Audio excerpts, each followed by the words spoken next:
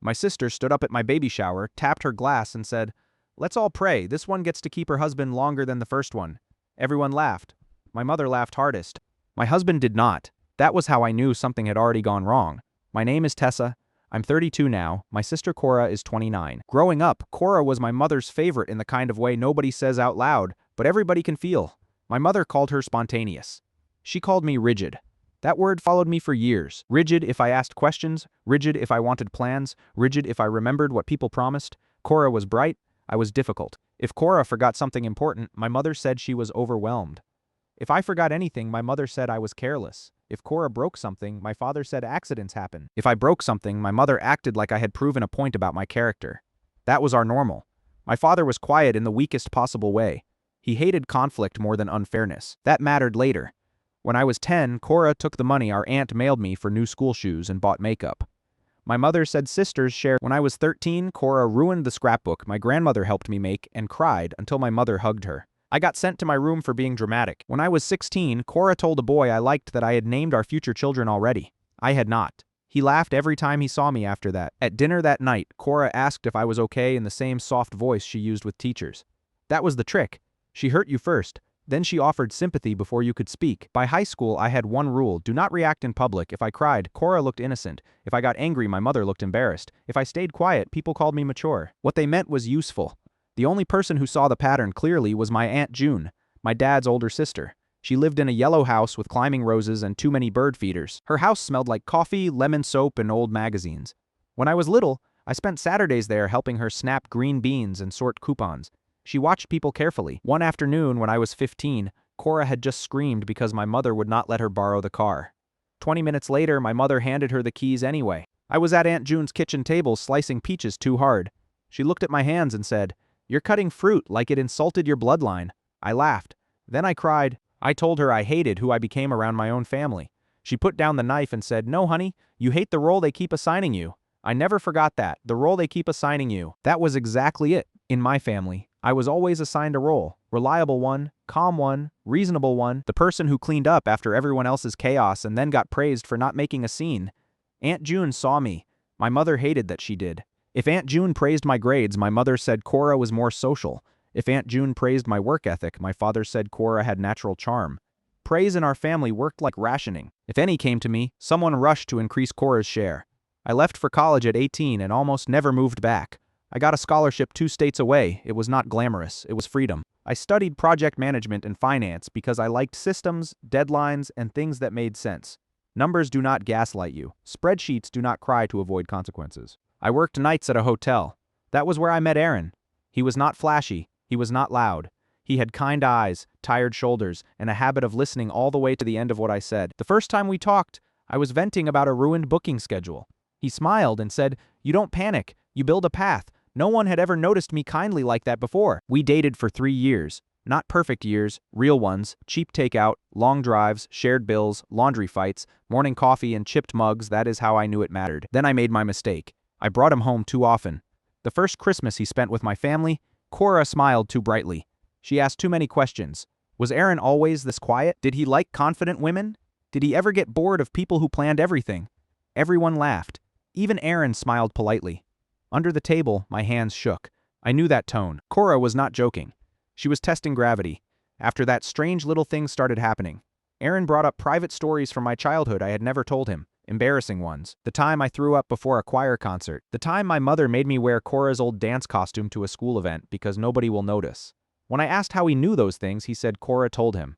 I asked her to stop. She laughed and said, "Relax, he should know the full you." Then Aaron started canceling plans because Cora needed help.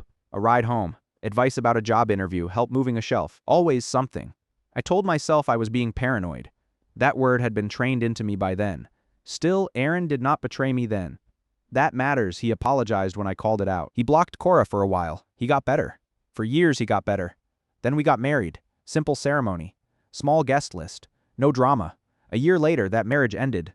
Not because of cheating, because of debt and distrust and old patterns that I had never really healed. Aaron hid a loan from me. I overreacted to some things and underreacted to others. We got colder, then we got done. By 28, I was divorced. My mother said I had given up too fast. Cora said some women just do not know how to keep a man. I remember that because she said it while eating my birthday cake. Then I stayed alone for almost 2 years. Worked, slept, healed badly, tried again. That was when I met Owen. We met through a vendor account at work. He ran logistics for a local warehouse. He was steady in a way that felt almost suspicious at first. He did not perform sensitivity. He practiced it. He remembered details. He showed up on time. He did not treat boundaries like dares. We dated slowly, carefully, like two people trying not to break anything. Then we got married, small ceremony. No giant guest list, no drama. A year later, I got pregnant. That should have been simple joy. In some ways it was.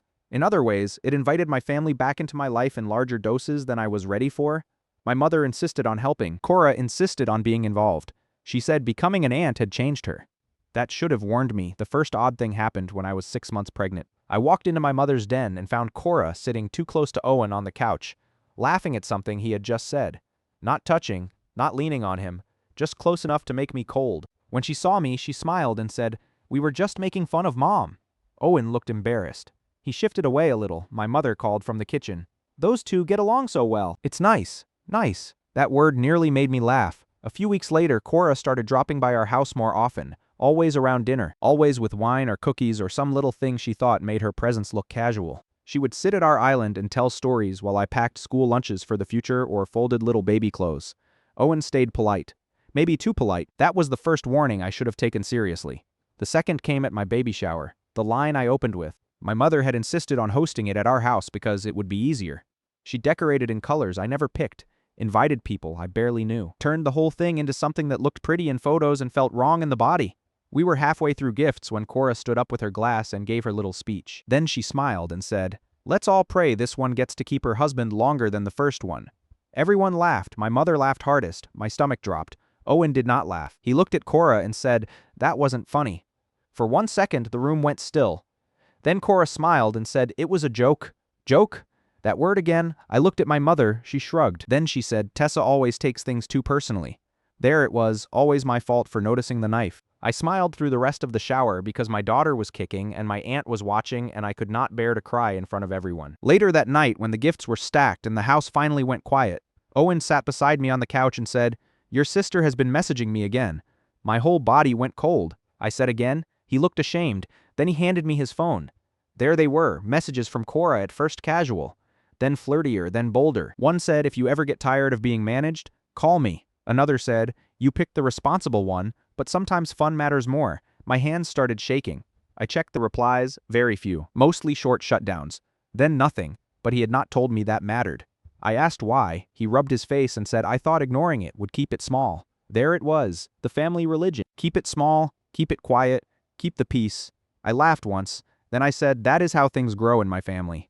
He started crying then, quiet, ashamed tears. I believed him. That was the problem. I believed he was sorry. I just no longer knew if sorry could carry that much damage. The next morning, my mother left me a voicemail saying I had overreacted to the toast, and Cora had only been playful. Then she said something worse. "You always hoard the good things and then act shocked when someone else wants a turn." A turn at my husband, at my life, at my baby? Maybe if she thought she could get away with that too. For 1 second, I could not even speak.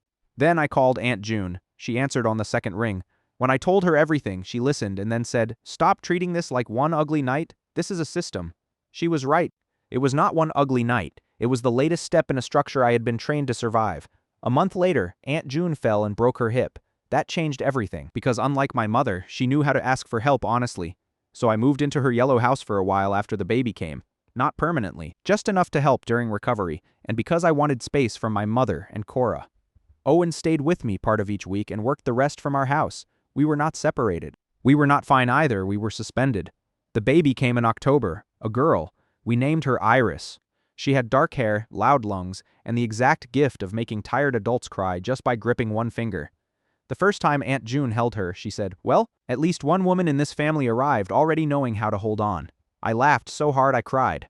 Life at Aunt June's house became my real life. Feedings, bills, laundry, sleep in broken pieces, and somehow more peace than I had felt in years. Then my mother and Cora started visiting too often. Always with soup they did not cook, always with concern that sounded rehearsed. One afternoon I came in from the pharmacy and heard Cora saying, "I just worry Tessa gets controlling when she's tired." I stopped in the doorway. Cora turned and smiled like she had not just cut me. Aunt June did not miss a beat, she said, If Tessa controls anything here, it is because someone else keeps trying to slide into the driver's seat. I almost laughed. Cora did not stay long. A week later, my mother brought up wills casually, over tea, like she was discussing weather. Aunt June looked at her and said, "If you keep talking about my death before dessert, I will change everything out of spite." My mother laughed too loudly, but her eyes changed. That was when I knew. This was not just old family cruelty. This was a plan forming. Aunt June called her lawyer 2 days later. A woman named Carla with sharp eyes and a voice that did not wobble. I sat in on the meeting because June asked me to take notes. That was when I learned the full truth. Aunt June owned not only the yellow house and the small cottage behind it, she also still held a substantial share in a lakeside parcel that had been in the family for years. It was worth much more than anyone guessed. I stared at the papers until the words blurred. Then June looked at me and said, "Before you ask, yes, I'm leaving most of it to you." My throat closed. I asked why. She looked offended. "Because you show up," she said. That sentence hit me so hard I had to look down. Because you show up. No one in my family had ever rewarded that before. They had only used it. Carla advised June to keep the details private. I wish that had worked. It didn't, because Cora found out enough to get dangerous. Not from me from snooping. She had gone through June's desk while pretending to look for a charger. She was never looking for what she said she was looking for. That Sunday, my mother arrived with Cora and Cora's new boyfriend, Simon. He had the exact smile of a man who thinks inheritance makes him visionary. The kitchen felt wrong the second they sat down. Too bright, too polite. At first, there was small talk.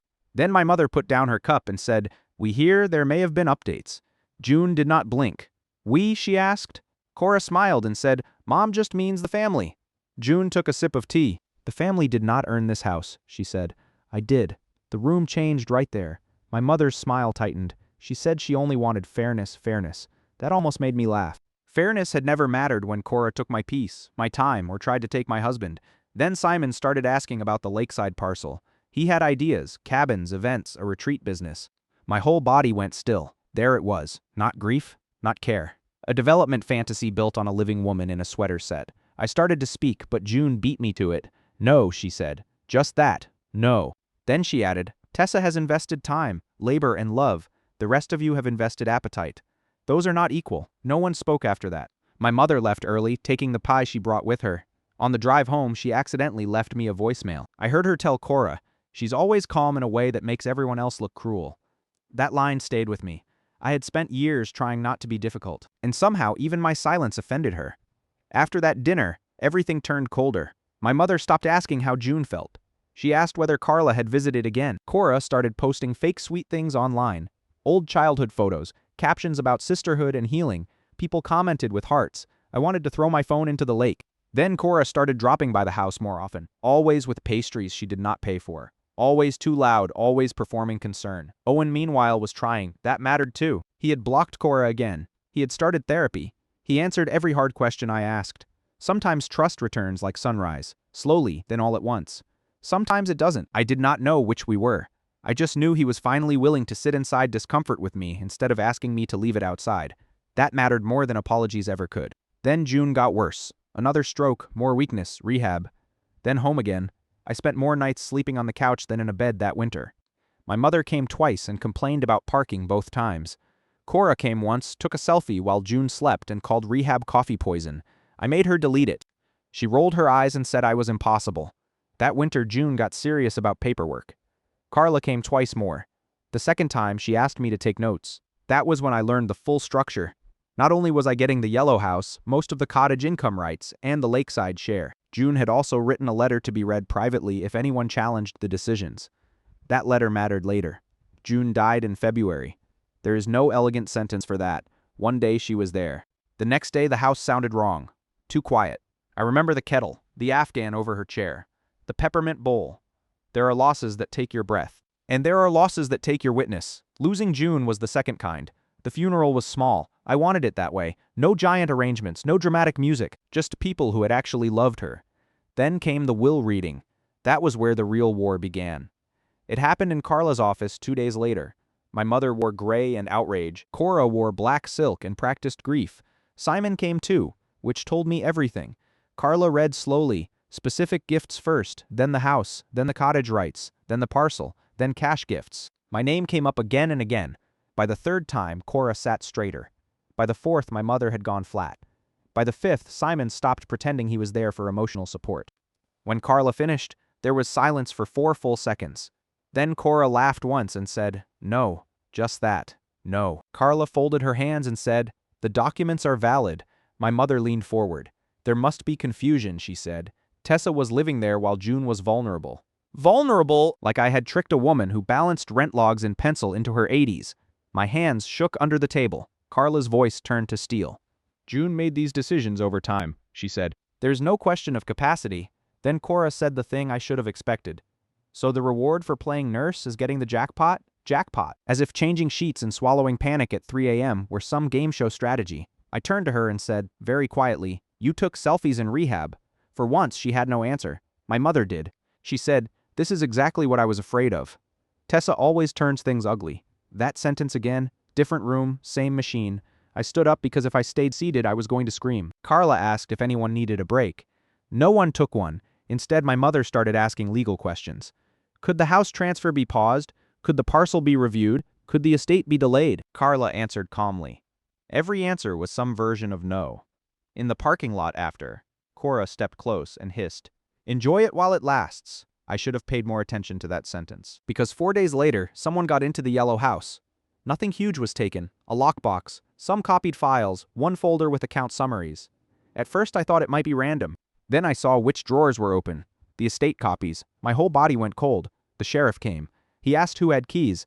I said me, my mother, Cora, the housekeeper, that was all. He asked if I suspected anyone. I froze. I wanted to say yes. Saying it out loud felt like crossing a final line. So I said, "I don't know." That was true in the weakest possible way. That same night I changed the locks and installed cameras. One on the porch, one by the back gate, one in the hall. Good thing I did, because a week later, the back camera caught Simon trying the side door after midnight. Dark jacket, fast hands looking over his shoulder. He tugged twice, swore, and left. I watched the clip 7 times, then an 8th. Proof feels almost holy when you've spent a lifetime being trained to doubt your own eyes. Carla took a copy, the sheriff took one too. Nothing dramatic happened right away.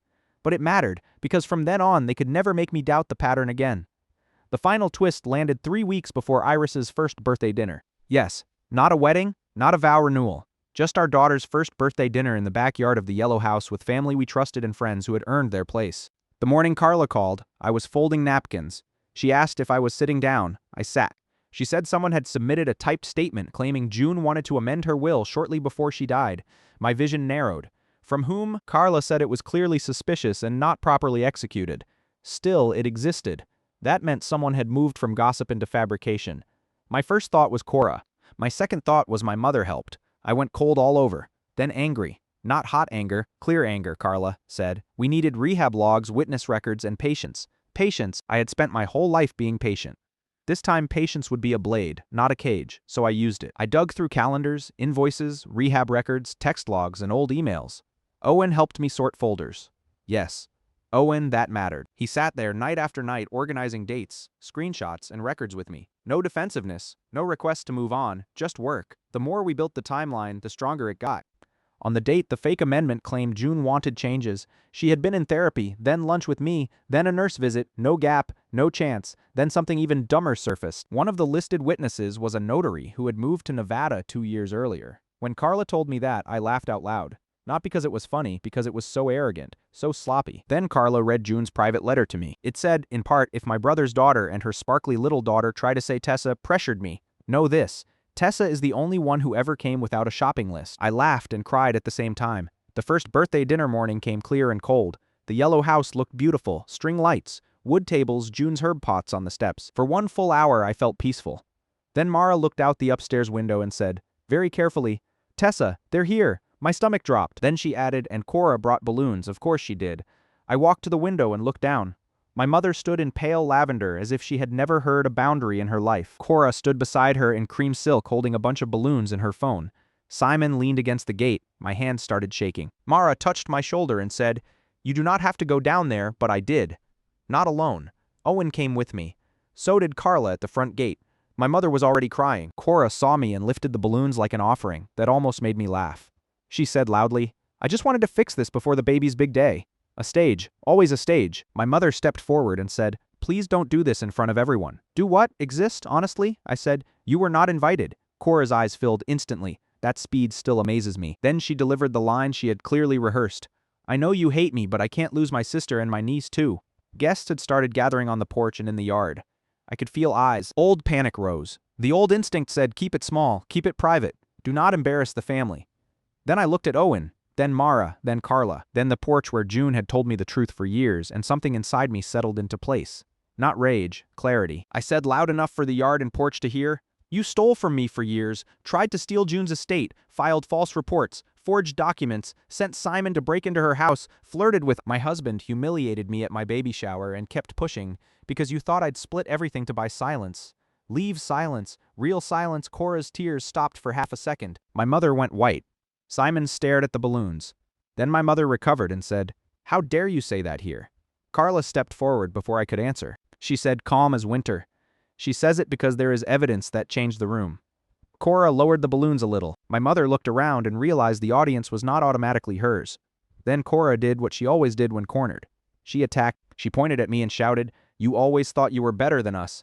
June only left you things because you manipulated her when she was dying. Old pain hit first. Then something stronger rose behind it. Not shame. Not this time. Truth, I said. June trusted me because I showed up. You showed up for property. A sound moved through the guests behind me. Not quite a gasp, more like recognition. Then, in full panic, Cora made the worst mistake of her life. She shouted, if you'd just split it, none of this would have happened. There it was, public, clean, unhidden. A confession shaped like a complaint. I watched understanding move across the faces around us. My mother closed her eyes for 1 second. Simon muttered, Cora, too late, way too late. Then Owen did something I needed more than I knew. He stepped forward and said loudly, she doesn't owe any of you a single thing. The whole yard went still. For years, I had wanted someone to choose truth beside me in discomfort. In that moment, he finally did. It did not erase the past, but it mattered. Then my father appeared from the driveway. Of course, he had stayed by the car, half hidden, close enough to hear, far enough to avoid cost. But now he stepped into the open and said, stop, not soft, not tired, sharp. Everybody froze. He looked at my mother and said, you taught her this, and I let it happen. I had never heard him speak that honestly in my life. My mother looked furious and frightened all at once. She said, this is not the place. He said, no, this is exactly the place, because you used every other one. Then he faced me, in front of everybody, and said, I'm sorry. Just that. No excuse. No speech. I did not forgive him in that second. Life is not that neat.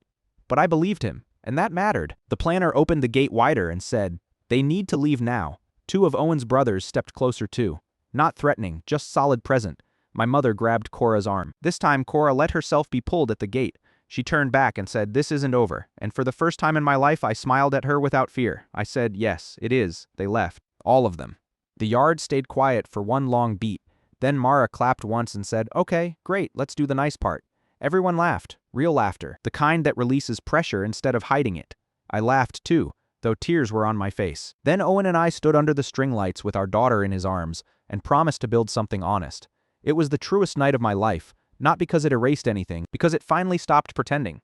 After that, things moved quickly. The fake amendment, false reports, break-in footage, screenshot trail, and public confessions stopped looking like family drama and started looking like what they were. Fraud, harassment, unlawful entry. I'm keeping those parts simple. What matters is that paper trails matter. Truth likes records. My mother somehow stayed out of the worst consequences through careful denials and expensive counsel. Cora did not. Simon vanished as soon as paperwork got serious. Apparently, greed is not as exciting when it comes with investigators. The gossip flipped exactly the way gossip always does when facts arrive. People who had quietly believed I was rigid suddenly had kind things to say. I did not need them to. That was new. Not needing the late rescue, my father started therapy. He did not become brave overnight, but he started telling the truth in smaller rooms. The yellow house became mine fully by the end of that year. I kept June's herb pots, I kept the porch swing, I kept the peppermint bowl and the old recipe cards because some small things still feel like witnesses. Owen and I stayed, not because every marriage should survive cracks, it shouldn't, because he finally learned that peace built on my silence was not peace at all.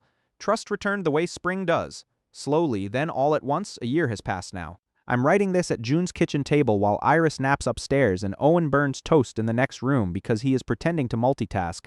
There's coffee on my desk. There is rosemary on the sill. There is a framed photo near the doorway of us under the lights with our daughter between us and no false smile anywhere in sight. Every now and then, someone asks if I regret exposing everything so publicly that night.